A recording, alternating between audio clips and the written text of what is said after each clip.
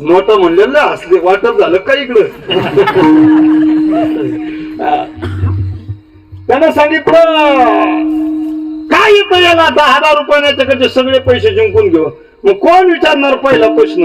त्या अडाणी शेतकरी म्हणलं मीच विचारणार पहिला प्रश्न. त्यानं प्रश्न विचारला. काय प्रश्न आहे? त्यानं सांगितलं 10 डोक्याचा 20 पायाचा आणि 30 पंखाचा पक्षी कोणता? 10 डोक्याचा 20 पायाचा आणि 30 पंखाचा पक्षी कोणता?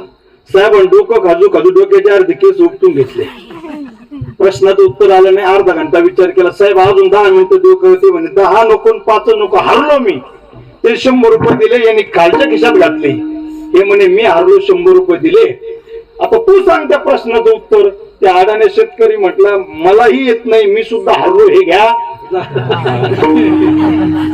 दुर्जनाची संगत थोड्या वेळापुरती प्रवासात मिळाली तर ते दुर्जन तुम्हाला जुगार खेळायला शिकवल्याशिवाय राहणार नाही. तर संतांची संगत मिळाली तर ते तुम्हाला त्यांच्या पदावर बसवल्याशिवाय राहणार नाही. विठ्ठला